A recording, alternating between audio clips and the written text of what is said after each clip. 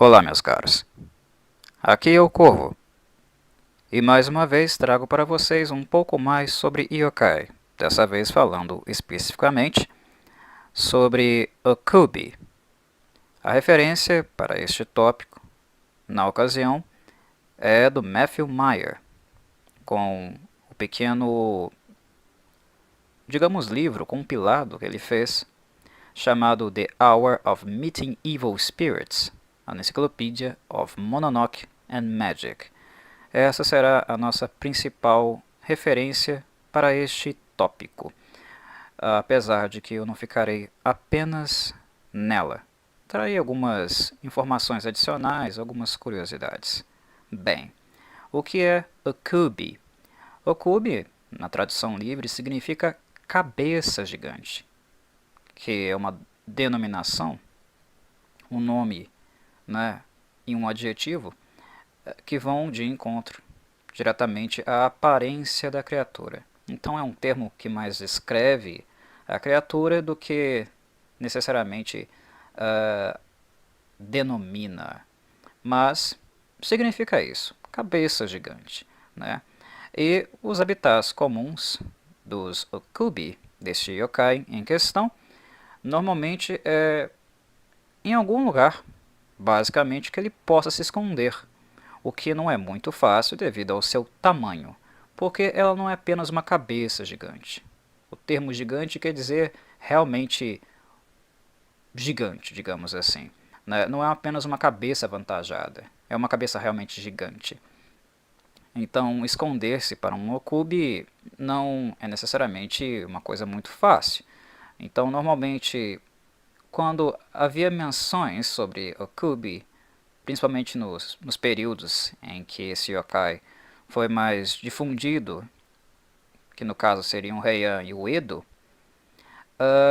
normalmente o seu habitat ou era voando no céu, algo que dava para se observar a longas distâncias quando o próprio Kubi não decidia chegar perto de algumas pessoas, ou então escondido em grandes celeiros. E quando eu falo celeiros, são aqueles celeiros bem grandes mesmo, aqueles armazéns, né, onde o povo rural, né, os proprietários rurais, deixavam estocadas muitas coisas, feno, esse tipo de coisa. A dieta de um Okubi é basicamente desconhecida, né? Porque apesar de ter uma forma um pouco intimidadora, né, uma cabeça decepada do corpo voando por aí e ainda por cima gigantesca, Okubis eram relatados como criaturas particularmente inofensivas no que diz respeito à maneira como elas abordavam as pessoas. Mas o que uma aparência de um Okubi, na verdade a aparição de um Okubi dizia, por linhas tortas, é que possivelmente alguma coisa ruim estaria para acontecer. Mas não era algo que diretamente o Okubi iria causar, mas é apenas um presságio, é um símbolo de um presságio de algo que está para acontecer. A criatura em si ela não era agressiva no âmbito físico, não era por exemplo, um animal selvagem que ataca uma pessoa, digamos, um lobo, uma matilha de lobos. Não, o Okubi não era bem assim.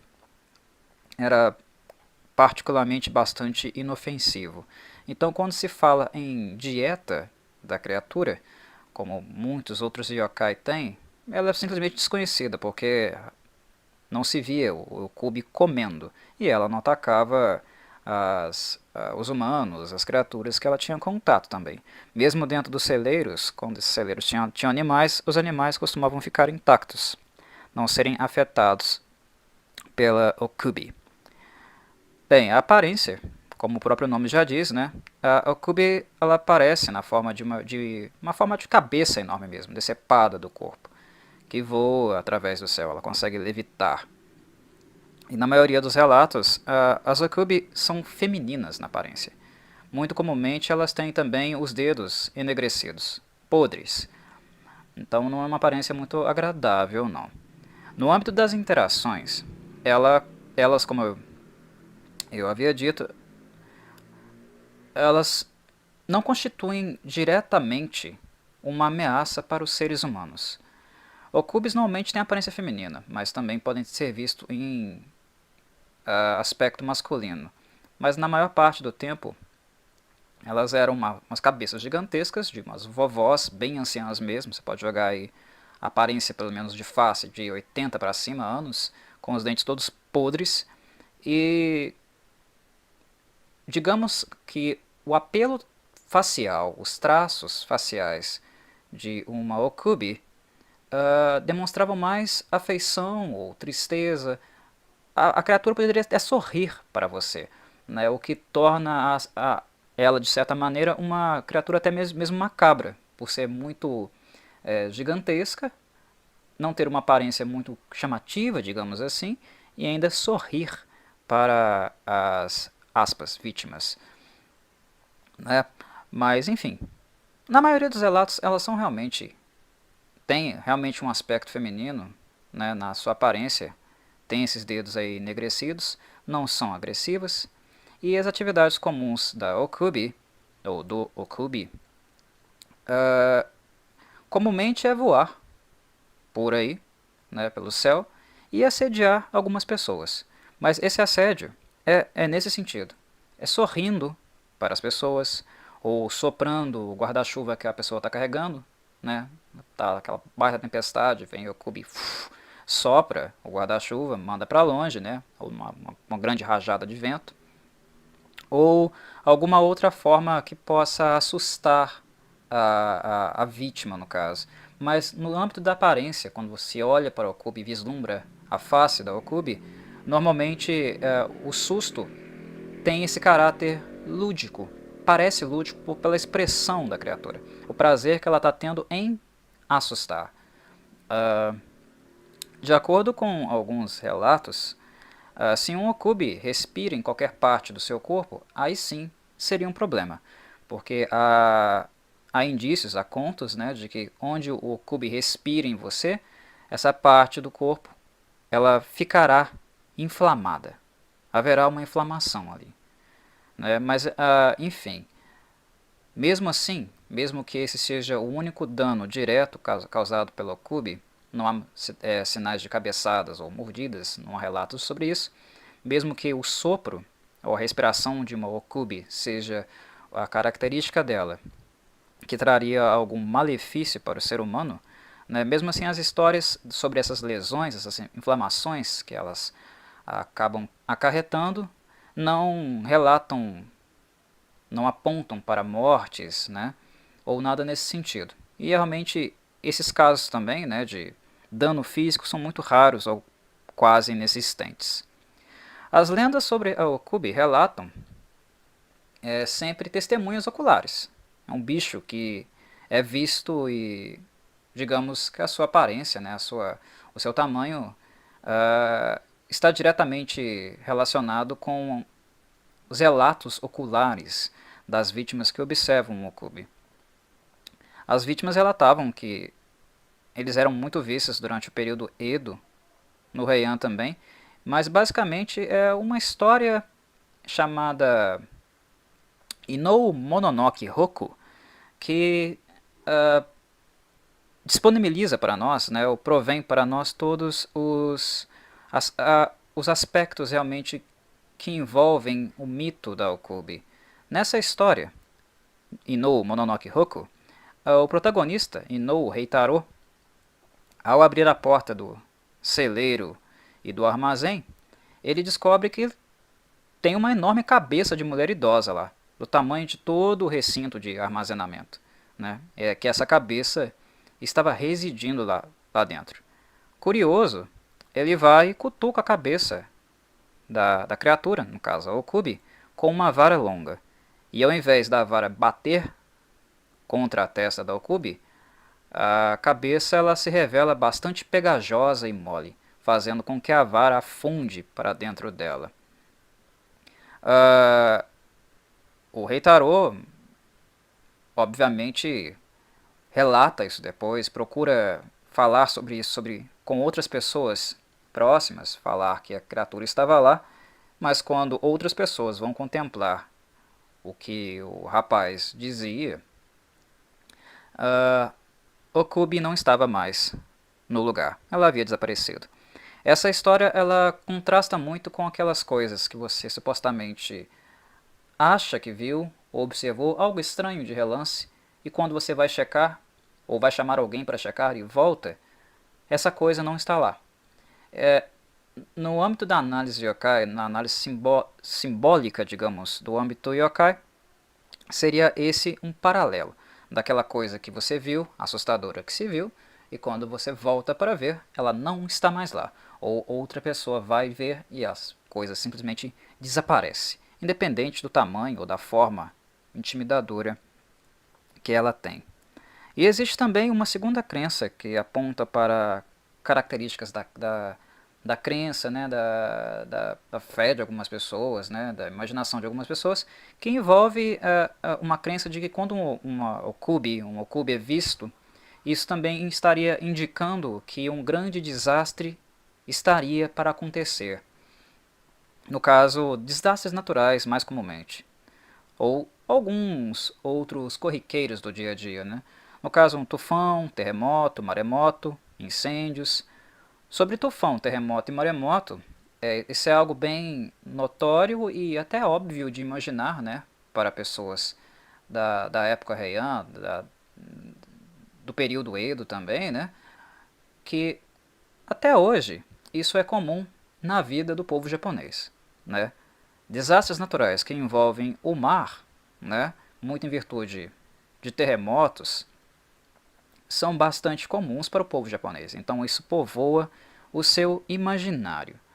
E incêndios, no caso lá do período Edo, como eu havia dito que as okubi normalmente se escondem em celeiros em grandes locais, e estes locais também, ao mesmo tempo, eram fonte de grande ocorrência de incêndios, causados ou não por alguém, então havia também a crença de que seria obra de um mokubi, um incêndio no grande celeiro, matando animais, estragando material estocado, enfim, catástrofes, né?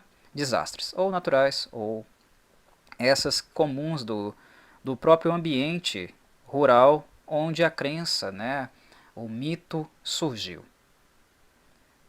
Embora essas catástrofes, sim, que são catástrofes secundárias, né, em virtude da premonição ou do presságio que iriam acontecer, né, essas catástrofes, sim, são realmente danosas, digamos assim. Né? Embora os okubi não sejam perigosos e desaparecem rápido também depois dessa primeira catástrofe, os danos que elas ocasionam são consideráveis, né? Principalmente se tratando de maremoto ou incêndios da natureza, como que eu descrevi aqui. Se a criatura ela não é intimidadora no sentido do ataque, ela não age agressivamente, o presságio, a crença que vem em volta da criatura, em virtude da criatura, digamos que ocasionava sim grandes perdas. Em relação ao Okubi, não há muito o que dizer. É basicamente isso. Então eu contribuo aqui com alguns poucos dados, algumas poucas curiosidades, onde uma Okubi pode ser vista ou ainda apreciada no nosso tempo. Não sei se é algo que se é que eu posso necessariamente estabelecer um paralelo, mas havia um costume, um tipo de arte no período Edo, que era uma prática chamada okubi-e.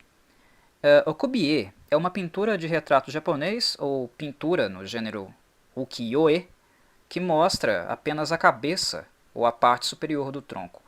Pela linha histórica, pelo contexto histórico, onde tanto o mito quanto essa prática aconteceu, creio que existe também um tipo de paralelo que nós podemos fazer entre a prática e o mito nesse sentido. Katsukawa Shunko é geralmente creditado como o primeiro produtor de okubiye. Ele projetava okubiye de atores masculinos de kabuki, normalmente atores de kabuki.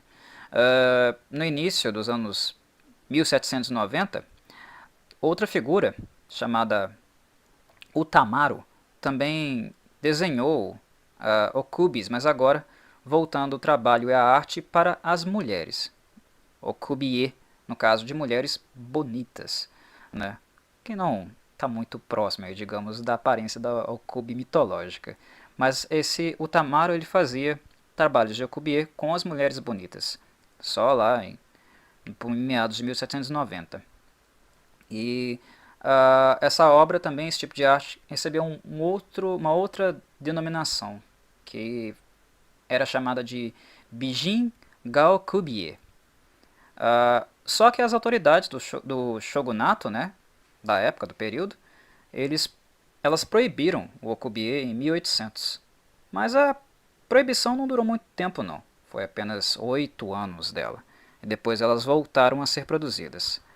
Outra marca importante e relevante de ser dita em relação ao okubi é que ela é parte de algumas histórias de Gegege no Kitaro, né? A obra do Mizuki Shigeru, que é muito importante para reviver a cultura, né, e o conhecimento que nós temos sobre yokai no século XX.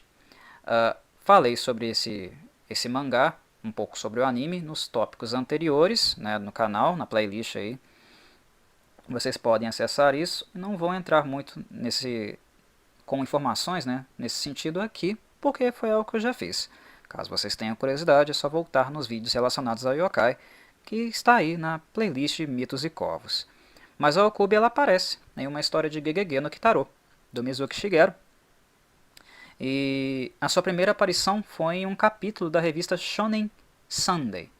E ela foi adaptada várias vezes para várias versões do anime, em 1971, 1985 e 1996. Então é uma figura bastante recorrente. E o conceito, né,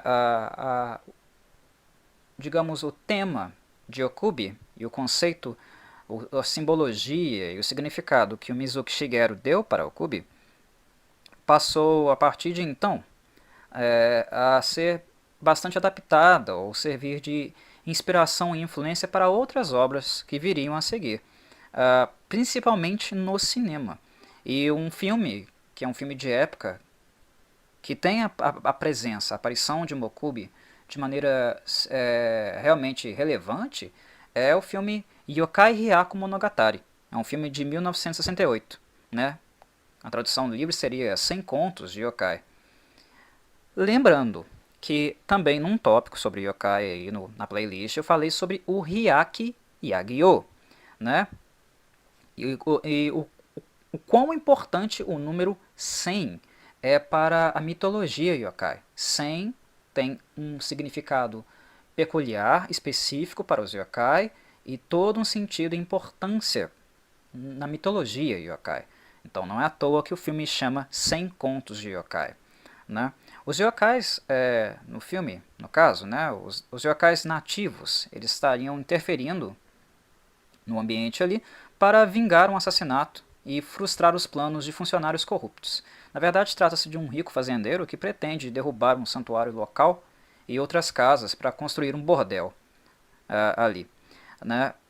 Esse sujeito ele realiza uma cerimônia Hyaku Monogatari Kaidankai, durante a qual várias histórias de monstros e yokai são contadas. Eu também falei sobre isso em tópicos anteriores aí, sobre como era comum essa tradição no período em questão, né?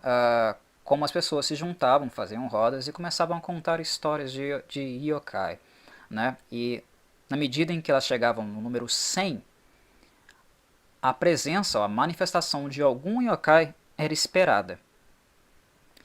Bem, no filme isso é realizado.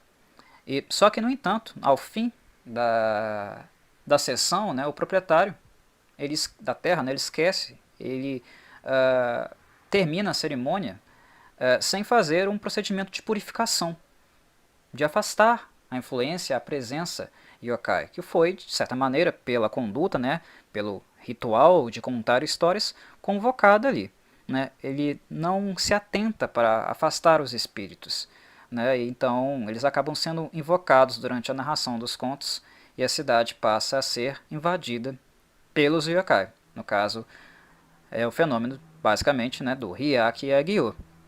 O Kubi é um dos yokai que participa de maneira bem intensa e bem, digamos, plástica, estética desse filme. Então é um dos lugares que também que vocês podem encontrar, além do anime, né, do Mizuki Shigeru, Gege no Kitaro, que também serviu como inspiração para esse livro. Para esse livro não, para esse filme. E um outro filme, que basicamente é uma adaptação, né, do filme de 1968, esse filme saiu em 2005, então ele é bem mais recente, é o Yokai Daisensho, né, que na tradução livre significaria A Grande Batalha Yokai. Né? A Grande Batalha Yokai ele é um filme de fantasia infantil. Ele não chega a ser um filme de terror e nem tem essa pretensão. Porque, mais do que o filme de 68, ele é muito inspirado na obra do Mizuki Shigeru, né? No Gegege no Kitaro. Né? Que é uma obra voltada também mais para esse público. Né? A Grande Batalha Yokai, Yokai Daisensho, é um filme infantil, então, de fantasia infantil, de 2005. Que ele foi dirigido pelo Takashi, né? Miki Takashi, que é um diretor bastante renomado, que inclusive eu cheguei a falar um pouquinho dele aqui no canal uma vez. O filme Yokai Daisensho de 2005 foca principalmente em yokais que ganharam destaque durante o período Edo, principalmente aqueles que foram mais escritos e contemplados nas obras do Toriyama Sekien. Outro autor importante para a cultura yokai que eu também falei aqui no canal.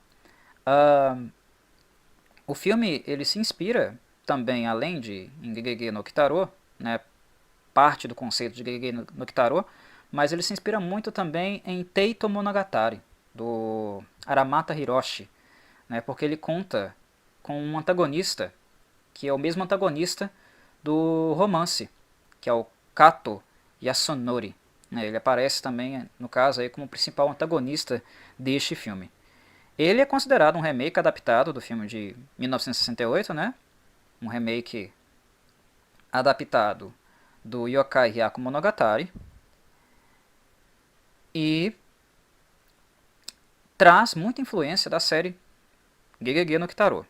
Mas, embora a narração, a adaptação anterior do primeiro filme, do filme de 68, seja muito voltada, né, para uma narrativa, um conceito que aborda questões nacionalistas, né, os yokai nativos expulsando forças invasoras, que era aquela coisa nacionalista, esse típico traço nacionalista da cultura japonesa. O Yokai Daisensho de 2005 não tem essa abordagem. É um filme que foca mais no choque entre a paisagem tradicional do Japão, ou seja, yokais e o que a simbologia, o que eles dizem a respeito da cultura, o choque que isso tem com a cultura moderna que foi se inserindo década após década, né, século após século, na cultura japonesa. Esse eu acredito que seja o traço marcante do filme.